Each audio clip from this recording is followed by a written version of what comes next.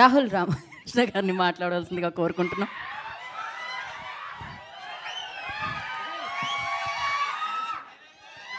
ఎంతసేపు అరుస్తారు నేను చూస్తున్నాను.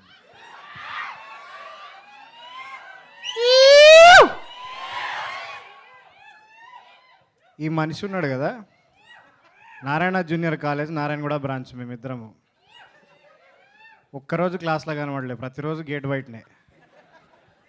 వాస్తవానికి మేమిద్దరం క్లాస్మేట్స్, 14 ఏళ్ళ దోస్తాన.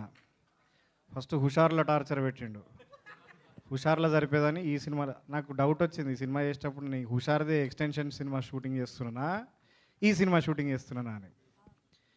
కానీ చేయించండు మొత్తానికి. సో ఆగా విన డైలాగ్, సినిమా మొత్తం డైలాగ్లే ఉన్నాయి. చూద్దురా 22 తారీఖు నాడు చూడు. వెళ్ళిపో మరి పో.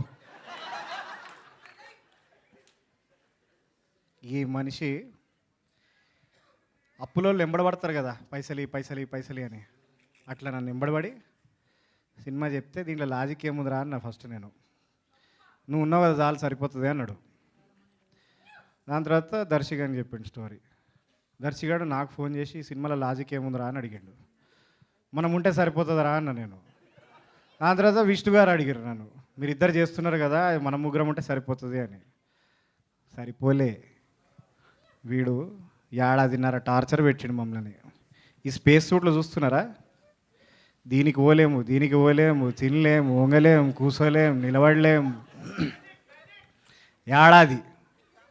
కానీ మేము 1.5 కష్టపడిన ఫలితము మీరు చూడాలంటే మార్చు గట్టి చెప్పా. ఫుడ్ పెట్టండి వీళ్ళకి ఎవరన్నా. 1 2 3 అంట, గట్టిగా చెప్పండి ఒకసారి. 1 2 3. చూస్తారు కదా, చూస్తారా లేదా? చూడాలి ఖచ్చితంగా. ఎందుకంటే ఆయన ఓము, ఈయన భీము, కానీ ఈ బుస్సుని మాత్రం ఖచ్చితంగా చూస్తారు మీరు. Okay, thank you very much. Media మిత్రులందరూ కూడా చూసి మమ్మల్ని అభినందించేందుకు థ్యాంక్ యూ వెరీ మచ్. గీత గారు, నేను ఇంక ఇచ్చేస్తాం మైక్, నాకు మాటికి ఇవ్వకండి. నా ప్యాంటు జారిపోతుంది లోపల. ఏంటిది ఇవ్వండి డైలాగ్. నా డైలాగా? పైసలు చెప్తా నేను dialogue. Thank you so much. మీరు మరీ ఎక్కువగా కదలకండి. మాకు అర్థమైంది మీ వస్త్రాలు మిమ్మల్ని ఇబ్బంది పెడుతున్నాయని.